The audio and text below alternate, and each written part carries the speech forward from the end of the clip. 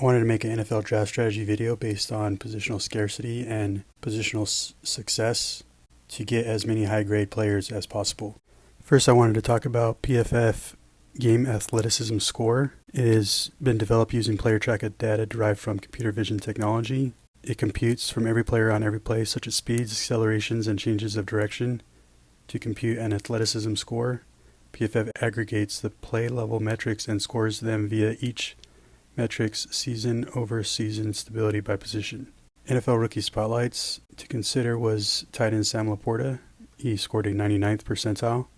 Wide receiver Puka Nacua, he scored a 99th. Linebacker Ivan Pace, he scored an 84th percentile. If you look at some of the positional insights from 2020 to 2022 draft classes, most of the starters scored in an 80th percentile. I basically took those GAS numbers and I counted up all the players by position that were drafted from 2020 to 2022, and I calculated the percentage of those players that hit 0.8. Now you could say, well, not all the players played, so how do you know if the other players were 0.8? But if they're not starting, then I would assume they're probably not going to hit that 0.8. But nonetheless, I calculated those numbers and to see if there is more of a scarcity in a position than the other. And what I kind of saw was that linebacker only had 19%, wide receivers 20%, tight end and safety are 24%.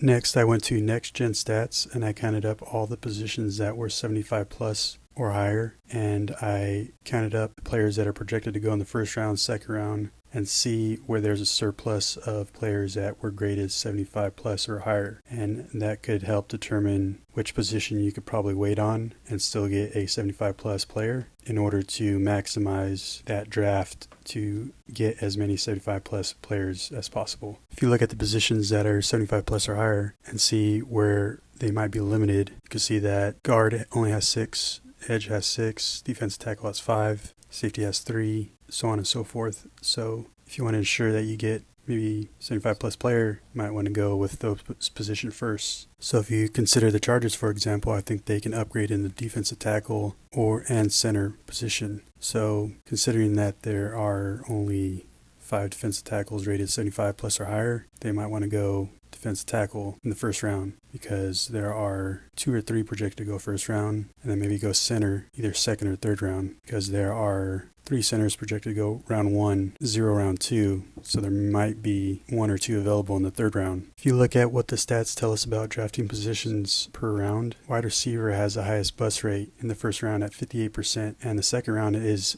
just as good. Offensive line has the highest success rate in the first round at 83%, followed by linebacker at 70%, and tight end at 67%. So if you consider what Harbaugh says about the offensive line, they don't need to be dependent upon any position to be good, but every other position depends on them to be good. And the wide receiver, on top of that, needs a good quarterback to get him the ball too. So there's a lot of variance when it comes to wide receivers. When it comes to O-line, I mean, if you're good, you're probably going to be good. So I took the PFF grades this past year and I averaged the players together for each position. The worst player grades were running backs at negative 0.97, followed by defense interior at negative 0.75, cornerbacks at negative 0.65, linebackers negative 0.63, offensive linemen negative 0.58, tight ends negative 0.43, edge negative 0.24, wide receivers 0.48, quarterbacks 0.48. So considering that, I think best case scenario for the Chargers would be to trade down. If we get the 11 and 23 from the Vikings, we'd be right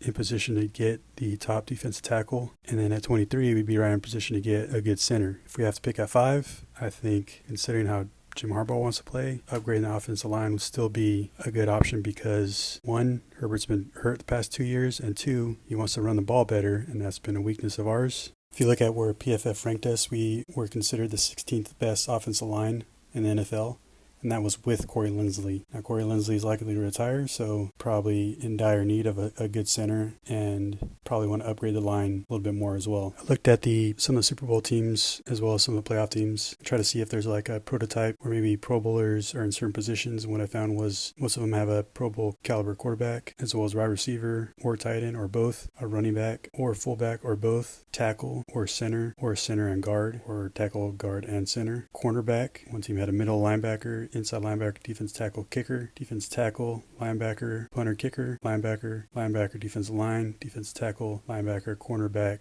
defense tackle, defense end. In evaluating what the Chargers have in Pro Bowlers, we have a Pro Bowler in Justin Herbert, Sean Slater. Wide receiver, we had Keenan, but he's gone now, so maybe KJ can be the next guy. Outside linebacker, Khalil Mack, Joey Bosa. Strong safety, Derwin James. Kick returner, Darius Davis. And what are they missing? Maybe a guard, center, or tight end. If you look at the years that Jim Harbaugh was with the 49ers, from 11 to 14, they drafted 2 defensive ends, a quarterback, 3 defensive backs, wide receiver, 2 running backs, guard, tight end, center. And if you look at the current roster needs for the Chargers, we're missing, I believe, a center, defensive line, linebacker, running back, and 2 wide receivers. In evaluating Justin Herbert's 2023 year, he seemed to struggle against teams that were able to apply a lot of pressure and had good coverage defense, like the Jets, Raiders, Dolphins, Chiefs, Patriots, Cowboys, Titans. 6 of the 7 games Herbert lost, we lost the rush difference. The one game we did win the rush difference. Herbert had a QBR of 95.9 versus Cousins 46.8. The 2 games we lost but won the rush difference, Tua had an 85.8 QBR and Mahomes had a 93.7. So this would make you think we need to vastly improve our rush game and or protect Herbert so he's not pressured as much. Either one probably requires